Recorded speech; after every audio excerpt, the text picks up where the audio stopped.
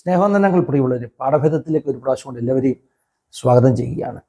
ഇന്നത്തെ പാഠഭേദം കേരളത്തിലെ നമുക്കറിയാമല്ലോ, സിനിമാ രംഗത്ത് ഉണ്ടായിരിക്കുന്ന വലിയ കൊടുങ്കാറ്റ്, പൊളിളക്കങ്ങൾ, അതുമായി ബന്ധപ്പെട്ട ചില വിഷയങ്ങളാണ് ഇന്നും ചർച്ച ചെയ്യുന്നത്. കഴിഞ്ഞ പാഠഭേദത്തിലും സ്ത്രീകൾക്കെതിരെയുള്ള അതിക്രമങ്ങളെക്കുറിച്ച് ഞാൻ സംസാരിച്ചിരുന്നു. എന്നാൽ ഇന്ന് സിനിമാ ലോകത്തുണ്ടായ ആ അനീതി, അതിക്രമങ്ങൾ, അതിനെക്കുറിച്ച് വിശകലനം ചെയ്യുവാനല്ല പാഠഭേദം ഉപയോഗിക്കുന്നത്. സിനിമ രംഗത്തെ അല്ലെങ്കിൽ മലയാള സിനിമയെ ബഹിഷ്കരിക്കണമെന്ന് ഒത്തിരി പേര് പറയാൻ തുടങ്ങിയിരിക്കുന്നു. അവർ പറയുന്നു, ഈ എൻ്റെ ആ വാക്ക് അല്പം കടന്നുപോയെങ്കിൽ ക്ഷമിക്കുക, ആഭാസന്മാർ നടത്തുന്ന ഇങ്ങനെയുള്ള സിനിമകൾ കാണാൻ പോകണ്ട എന്ന് ആളുകൾ പറയാൻ തുടങ്ങിയിരിക്കുന്നു. അതാണ് ഇതിനൊരു മറുമരുന്ന്. നമ്മളാണല്ലോ ഇവരെയൊക്കെ ഹീറോസ് ആക്കിയത്, ഇവരെയൊക്കെ വലിയവരാക്കിയത് എന്ന് ജനം പ്രതികരിക്കുവാൻ തുടങ്ങിയിരിക്കുന്നു. അപ്പോൾ സിനിമ ബഹിഷ്കരിക്കണമോ? സിനിമ ബഹിഷ്കരിക്കാൻ പെന്തക്കോസ്തുകാർ തയ്യാറാകുമോ? ഇതാണ് എൻ്റെ ചോദ്യം. എൻ്റെ ടൈറ്റിലിൽ ഞാൻ പറഞ്ഞു, മാർത്തമ്മക്കാരും പെന്തക്കോസ്തുകാരും സിനിമ ബഹിഷ്കരിക്കുമോ? അപ്പോൾ നിങ്ങൾ ചോദിക്കും, എന്താണ് മാർത്തമ്മക്കാരെ കൂടെ ഈ കൂട്ടത്തിൽ ഉൾപ്പെടുത്തിയത്? ആദ്യം തന്നെ പറയട്ടെ, ഈ വീഡിയോയിൽ പറയുന്ന ആശയങ്ങൾ ഒരു തനി പെന്തിക്കോസ്റ്റൽ അല്ലെങ്കിൽ ഒരു നവീകരണ വെളിച്ചത്തിൽ നിന്നുകൊണ്ടുള്ള ആശയങ്ങളാണ് ഞാൻ ഇന്ന് കൈമാറുവാൻ ആഗ്രഹിക്കുന്നത്. മറ്റുള്ളവർക്ക് ഒരു പക്ഷേ എൻ്റെ വാക്കുകൾ അത്ര ഗ്രഹിക്കുവാൻ കഴിഞ്ഞില്ലെന്ന് വരാം. എന്നാൽ നവീകരണ വിശ്വാസം, പെന്തക്കോസ്ത് പോലെയുള്ള സുവിശേഷ വിഹിത സഭകളിൽ ഉൾപ്പെട്ട് നിൽക്കുന്നവർക്ക് ഞാൻ പറയുന്നത് ഗ്രഹിക്കുമെന്നും ഈ വീഡിയോയുടെ അവസാനത്തിലേക്ക് എത്തുമ്പോൾ അവർക്ക് ഞാൻ പറഞ്ഞത് എന്താണെന്ന് ഒരു ബോധ്യം വരുമെന്നുമൊക്കെയാണ് ചിന്തിക്കുന്നത്. മാർത്തമ്മക്കാരെ കൂടെ ഉൾപ്പെടുത്തി പറഞ്ഞത് എന്താണെന്ന് ആദ്യമേ പറയാം. പെന്തക്കോസ്തിൻ്റെ ആരംഭകാലങ്ങളിൽ അല്ല ഇന്നും ഏറ്റവും കൂടുതൽ ആളുകൾ പെന്തക്കോസ്തിലേക്ക് വന്നിട്ടുള്ളത് മാർത്തോമ ഇവാഞ്ചലിക്കൽ തുടങ്ങിയ സഭകളിൽ നിന്നാണെന്ന് പറഞ്ഞാൽ അതിന് അതിശയോക്തിയില്ല. കഴിഞ്ഞ ദിവസം നമ്മുടെ ഒരു സാക്ഷ്യ വീഡിയോയുടെ താഴെ ആരോ കമൻറ്റ് വിട്ടിരുന്നു, ഈ മാർത്തോമക്കാരാണല്ലോ എല്ലാം സാക്ഷ്യം എന്ന് പറയുന്നത്. എന്താ അതിന് കാരണം എന്നറിയാമോ? മാർത്തോമ സഭ ഒരു നവീകരണ സഭയാണ്. എബ്രഹാം മൽപ്പാൻ, മലങ്കരയുടെ മാർട്ടിൻ ലൂതർ എന്നറിയപ്പെട്ട എബ്രഹാം മൽപ്പാൻ്റെ കാലം മുതൽ ഇങ്ങോട്ട് സഭയെ നവീകരിക്കുവാനുള്ള, സമൂഹത്തെ നവീകരിക്കുവാനുള്ള ആ ഒരു വലിയ ആഗ്രഹം കൊണ്ട് പുറത്തു വന്ന ഒരു കൂട്ടമാണ് മാർത്തോമ സഭ. അതുകൊണ്ട് നവീകരിക്കപ്പെടുവാൻ ആഗ്രഹിച്ചവർ അവർ കൂടുതൽ നവീകരിക്കപ്പെടുവാൻ ആഗ്രഹിച്ചു. അതിൻ്റെ ഒരു പ്രതിഫലനമായിരുന്നു സെയിൻറ് തോമസ് ഇവാഞ്ചലിക്കൽ ചർച്ച് പോലെയുള്ള പ്രസ്ഥാനങ്ങളുടെ തുടക്കം. കൂടുതൽ നവീകരിക്കപ്പെടണം, നവീകരണം തീർന്നിട്ടില്ല എന്നുള്ളൊരു വിശ്വാസം. അതുകൊണ്ട് നവീകരിക്കുവാൻ ആഗ്രഹിക്കപ്പെട്ടവർ, അല്ല എങ്കിൽ വേദപുസ്തക സത്യങ്ങളിലേക്ക് മടങ്ങിപ്പോകുവാൻ, പത്യ ഉപദേശങ്ങളിലേക്ക് മടങ്ങിപ്പോകുവാൻ ആഗ്രഹിച്ചവരൊക്കെ പിന്നീട് കൂടുതൽ ഉറച്ച ചുവടുകൾ എടുത്തു. അവർ ഭാവിയിൽ പെന്തക്കോസ്തുകാരായി തീർന്നു എന്നുള്ളത് അതിൽ വലിയ അത്ഭുതമൊന്നുമില്ല. ഇനിയും മാർത്തോമക്കാരുടെ അന്നത്തെ നിലപാടുകളെ കുറിച്ച് പറയാം. പണ്ട് കാലത്തെ നിലപാടുകളെ കുറിച്ച് പറയാം. സിനിമ പോലെയുള്ള കാര്യങ്ങളിൽ മാർത്തോമ സഭയിലെ വിശ്വാസികൾ അന്ന് എതിർക്കുക മാത്രമല്ല, മാർത്തോമക്കാരിൽ നല്ലൊരു പങ്കും സിനിമ കാണരുത്, കള്ളു കുടിക്കരുത് എന്നൊക്കെ പഠിപ്പിക്കുന്നവരായിരുന്നു. അതുകൊണ്ട് തന്നെ പെന്തക്കോസ്തിലേക്ക് അങ്ങനെയുള്ള ആളുകൾ വന്നപ്പോൾ അവർ പറഞ്ഞു, പെന്തക്കോസ്തിൽ വരുന്നതിന് മുമ്പേ ഞങ്ങൾ സിനിമ കാണാത്തവരായിരുന്നു. അന്ന് കാലത്ത്, അതായത് ഈ 10, 50, 60 വർഷങ്ങൾക്ക് മുമ്പൊക്കെ പഴയ സിനിമയുടെ ആരംഭകാലത്തിലെ ആ സിനിമ നടന്മാരിൽ പലരും, പ്രത്യേകിച്ചും തിക്കുറിശിയെ പോലെയുള്ളവരെ കുറിച്ചൊക്കെ അന്നത്തെ ഒരു ആരോപണം എൻ്റെ ചെറിയ പ്രായത്തിലൊക്കെ കേട്ടിട്ടുള്ള കാര്യമാണ് കേട്ടോ. തിക്കുറിശി ഇന്നത്തെ ഈ സിനിമാ നടന്മാരെ കുറിച്ച് പറയുന്ന ആരോപണങ്ങളെ പോലെ അല്ലായിരുന്നു അദ്ദേഹത്തെക്കുറിച്ചൊക്കെ പറയുന്നത്.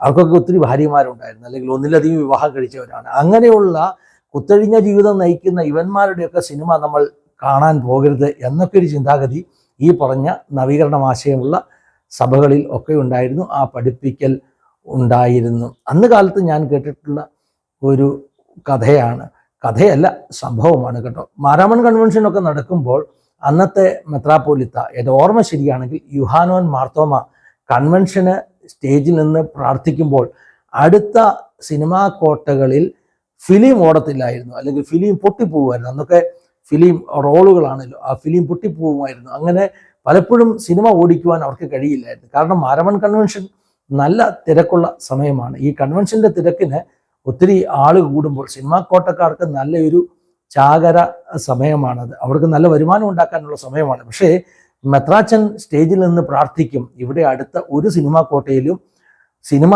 ഓടരുതെന്ന് പ്രാർത്ഥിച്ചാൽ അന്ന് ഫിലിമൊക്കെ പൊട്ടിപ്പോയിട്ടുണ്ടെന്ന് ഞാൻ കേട്ടിട്ടുണ്ട്. അതൊക്കെയായിരുന്നു ഒരു പഴയ മാർത്തോമ സഭ എന്നൊക്കെ പറഞ്ഞത്. അതുകൊണ്ടാണ് മാർത്തോമക്കാരൊക്കെ കൂട്ടി ഈ ഒരു വീഡിയോ ഞാൻ ചെയ്തിരിക്കുന്നത്. ഇനിയും പഴയ ഒരു പെന്റിക്കോസ്റ്റൽ ഉപദേശി ഉണ്ടായിരുന്നു, അദ്ദേഹത്തിൻ്റെ പേര് ആശാരി ഉപദേശി. ആശാരി ഉപദേശിയെക്കുറിച്ച് ഞാനൊരു കഥ കേട്ടിട്ടുണ്ട്. ആശാരി ഉപദേശി റാന്നിക്കടുത്തൊരു സ്ഥലത്ത് കൺവെൻഷൻ നടത്തുവാൻ, ക്രൂസൈഡ് നടത്തുവാൻ വന്നപ്പോൾ അടുത്ത സിനിമാ കോട്ടക്കാരനോട് വാണിംഗ് കൊടുത്തു, ഇവിടെ പടം ഓടിക്കരുത് എൻ്റെ കൺവെൻഷൻ നടക്കുമ്പോൾ. പക്ഷേ അവിടെ സിനിമാ കോട്ടയിൽ പടം ഓടിച്ചെന്ന് മാത്രമല്ല ആശാരി ഉപദേശിയോട് അല്പം എതിർക്കുകയൊക്കെ ചെയ്തപ്പോൾ ആശാരി ഉപദേശി ഒരു പ്രവചനം അങ്ങ് പറഞ്ഞു, നിന്റെ തിയേറ്ററിൻ്റെ മേൽ വെള്ളടി വെട്ടട്ടെ. അങ്ങനെ സംഭവിച്ചുവെന്നും അടുത്ത വർഷം തന്നെ ആ തിയേറ്റർ ഇടിവെട്ടി ഇല്ലാതായി പോയി എന്നൊക്കെയുള്ള കഥകൾ. അതൊക്കെ പഴയ പെന്തക്കോസ്റ്റും പഴയ മാർത്തോമയെക്കുറിച്ചൊക്കെയാണ് ഞാൻ പറഞ്ഞു വരുന്നത്. ഇപ്പോൾ ചർച്ച ചെയ്തുകൊണ്ടിരിക്കുന്ന കാര്യം ഈ തരത്തിലുള്ള അതിക്രമങ്ങൾ കാണിക്കുന്നവരുടെ സിനിമ ബഹിഷ്കരിക്കുകയാണ് അവർക്ക് കൊടുക്കുന്ന മറുമരുന്ന് എന്ന് സാമാന്യജനം, ഇത് പെന്തക്കോസ്റ്റുകാരും മാർത്തോമക്കാരൊന്നുമല്ല പറഞ്ഞു കേട്ടോ, സാമാന്യജനം പറയാൻ തുടങ്ങിയിരിക്കുന്നു. നിങ്ങൾ അതിനെ ഉൾക്കൊള്ളുവാൻ, അതിനെ പിൻപറ്റുവാൻ, അനുകരിക്കുവാൻ തയ്യാറാണോ എന്നൊരു ചെറിയ ചോദ്യം ഞാൻ ചോദിക്കുകയാണ്. എന്താണ് ഇന്ന് ഈ മലയാള സിനിമയിൽ നടന്ന ഏറ്റവും വലിയ തെറ്റെന്ന് ഞാൻ പറയുന്നത്? സിനിമ പണ്ട് മുതൽ ഇങ്ങനെയുള്ള കാര്യങ്ങളൊക്കെ നടക്കുന്ന ഒരു മേഖലയാണെന്ന് ലോകത്തിൽ എല്ലാവർക്കും അറിയാം. പക്ഷേ ഒരു കാര്യം നാം മനസ്സിലാക്കണം, ചില ആളുകളൊക്കെ ചോദിക്കാറുണ്ട്, അന്ന് കാലത്ത് 10 വർഷം 15 വർഷം മുമ്പൊക്കെ നടന്ന സംഭവങ്ങളെ ഇപ്പോൾ എന്തിനാണ് കൊണ്ടുവരുന്നത്, അന്ന് എന്താണ് പരാതിപ്പെടാഞ്ഞത്? ഒരു വലിയ യാഥാർത്ഥ്യം എല്ലാവരും ഉൾക്കൊള്ളണം. ഏതൊരു സ്ത്രീയും അവൾ ഒരുപക്ഷെ അന്ന് ആ സാഹചര്യം നിമിത്തം അവളുടെ ഭാവിയെ ഓർത്തിട്ടോ, അല്ലെങ്കിൽ സിനിമയിലൊരു എൻട്രി കിട്ടാൻ വേണ്ടിയോ, അല്ലെങ്കിൽ അവളെ സമീപിച്ച ആളുകളുടെ പവർ, അവരുടെ ഇൻഫ്ലുവൻസോ ഒക്കെ ഓർത്തിട്ടോ അവർക്ക് കീഴ്പ്പെട്ടിരിക്കാം. പക്ഷെ മനസ്സുകൊണ്ടല്ല കീഴ്പ്പെടുന്നത്. മനസ്സുകൊണ്ടല്ലാതെ കീഴ്പ്പെട്ട് കഴിഞ്ഞാൽ അവരുടെ അകത്ത് വലിയ പക എന്നും നിലനിൽക്കുവാനിടയെത്തില്ല. ഇപ്പോൾ ആ പക വീട്ടുവാൻ അവർക്കൊരു അവസരം വന്നിരിക്കുന്നു എന്നുള്ളതാണ് സത്യം.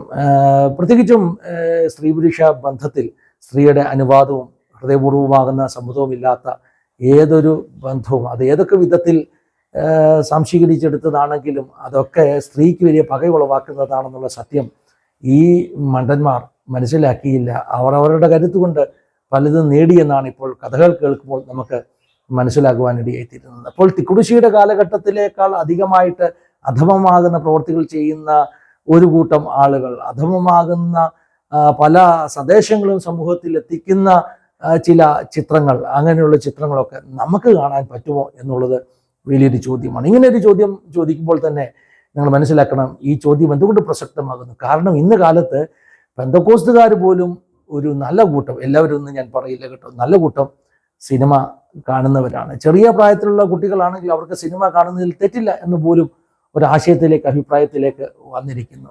അപ്പോൾ ഇത്തരം തെറ്റായ സന്ദേശങ്ങൾ നൽകുന്ന മിക്ക സിനിമകളിലും നൽകുന്ന സന്ദേശങ്ങൾ അത് ഒരു പക്ഷേ പല റേറ്റിങ്ങിലുള്ള സിനിമകളുണ്ടല്ലോ, ഒരു പക്ഷേ ഒരു കുടുംബ സദസ്സിന് കാണാൻ പറ്റുന്നതാണോ, അല്ലെങ്കിൽ ഇങ്ങനെയുള്ള ചേതനകളെ വളർത്തിവിടുന്ന ആശയങ്ങൾ ഒക്കെയുള്ള സിനിമകൾ, അങ്ങനെയുള്ള നടന്മാർ, അവരുടെയൊക്കെ ഒരു തെറ്റായ, ഞാൻ ഈ പറഞ്ഞ പോലെ പ്രസ്ഥാനത്തിന് നമ്മൾ ചൂട്ടുപിടിക്കണോ കുടപിടിക്കണോ എന്നുള്ളത് നമ്മളുടെ വിവേചന ബുദ്ധിയിൽ ഉപയോഗിച്ച് നാം ചെയ്യേണ്ട കാര്യമാണ്. ഒറ്റ കാര്യം കൂടെ പറഞ്ഞ ഈ പാഠഭേദം അവസാനിപ്പിക്കുകയാണ്. ഞാൻ കുറേ നാളുകൾക്ക് മുമ്പ് ഈ സിനിമ കാണുന്നത് തെറ്റാണോ എന്ന് ദൈവസന്നിധിയിൽ ഒന്ന് പ്രാർത്ഥിച്ച് ദൈവത്തോടൊരു ആലോചന ചോദിച്ചു. പലപ്പോഴും അങ്ങനെ ചില കാര്യങ്ങൾക്ക് നമുക്ക് കൃത്യമായിട്ടൊരു ഉത്തരം ഇല്ലാതിരിക്കുമ്പോൾ ദൈവസന്നിധി പ്രാർത്ഥിക്കുക, വചനത്തിൽ നിന്ന് ഒരു സന്ദേശം പ്രാപിക്കുക.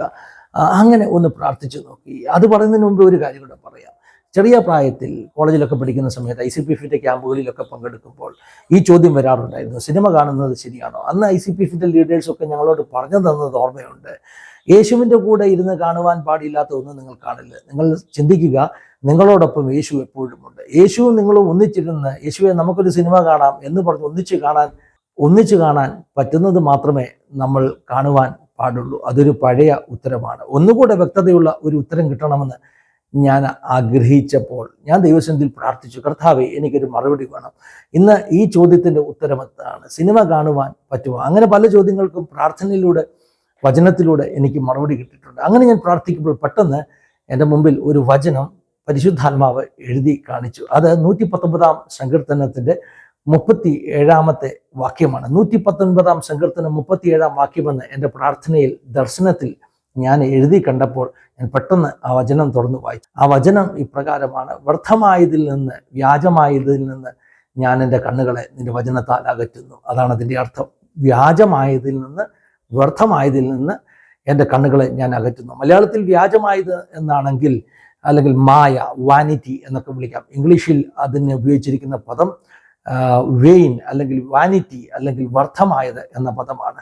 എനിക്കൊരു കാര്യം മനസ്സിലായി. പരിശുദ്ധാത്മാവ് അങ്ങനെ ഒരു വാക്യം എഴുതി കാണിച്ച് എന്നെ കൊണ്ട് തുറന്നു വായിപ്പിച്ചപ്പോൾ അത് കൃത്യമായി ഞാൻ ചോദിച്ച ചോദ്യത്തിൻ്റെ ഉത്തരമാണെങ്കിൽ, ദൈവത്തിന് നമ്മൾ ഈ സിനിമയൊക്കെ കണ്ട് മായയായ കാഴ്ചകൾ കണ്ട്, ഇത് മായയാണ് കേട്ടോ, ഇത് വ്യർത്ഥമായതാണ് കേട്ടോ, ഇത് നമ്മുടെ ആത്മീയജീവിതത്തിന് പ്രത്യേക ഗുണമൊന്നും ചെയ്യുന്നില്ല, മറിച്ച് നമ്മുടെ ജഡത്തിൽ ആ ഒരു എൻ്റർടൈൻമെൻറ്റ് കൊണ്ട് കുറേ ജഡത്തെ വളർത്തുകയല്ലാതെ, കുറേ ജഡിക ചിന്തകളെ വളർത്തുകയല്ലാതെ അതിലപ്പുറമായിട്ട് നമുക്കിത് പ്രയോജനമൊന്നും ചെയ്യുകയില്ല. ഞാൻ ആരംഭത്തിൽ തന്നെ പറഞ്ഞല്ലോ, ഈ വീഡിയോ, ഈ പാഠഭേദം എല്ലാവരെയും ഉദ്ദേശിച്ചുകൊണ്ടല്ല. സുവിശേഷ വെളിച്ചം ഉള്ളിൽ വീണ ഈ വചനവും ദൈവികമാകുന്ന ഇങ്ങനെയുള്ള വെളിപ്പാടുകളും ദൈവം സംസാരിക്കുമെന്നൊക്കെ വിശ്വസിക്കുന്നവരെ മാത്രം ഉദ്ദേശിച്ചുകൊണ്ടാണ് ഈ ഒരു വീഡിയോ ചെയ്യുന്നത്.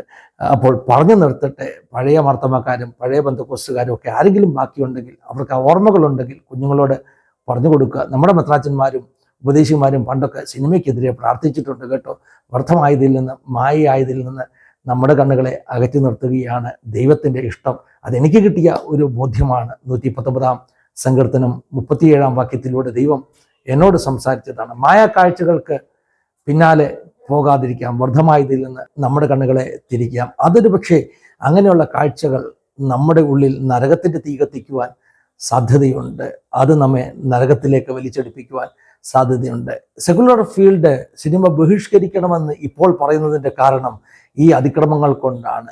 അവർ ബഹിഷ്കരിക്കണം എന്നുള്ള ആഹ്വാനങ്ങൾ ചെയ്യുന്നത്. അതവരുടെ കോപം, ആ ധാർമ്മിക രോക്ഷം. പക്ഷേ അവർ ബഹിഷ്കരിച്ചാലും ഇല്ലെങ്കിലും ദൈവമക്കളായ നാം, പണ്ട് ബഹിഷ്കരിച്ചവരായ നാം ഇന്ന് കാണാൻ തുടങ്ങിയിട്ടുണ്ടെങ്കിൽ, നാം ബഹിഷ്കരിക്കാനുള്ള ഒരു നല്ല സമയമാണ്. ബഹിഷ്കരിക്കുക എന്നുള്ളതാണ് ദൈവവചനവും ഒക്കെ നമ്മെ പഠിപ്പിക്കുന്ന ആ ഒരു വചനത്തിൻ്റെ എത്തിക്സ്, വചനത്തിൻ്റെ സ്പിരിറ്റ്, വചനത്തിൻ്റെ നിയോഗമെന്ന് മനസ്സിലാക്കുക. ദൈവം സഹായിക്കട്ടെ, അനുഗ്രഹിക്കട്ടെ. God bless you all. Have A wonderful time. God.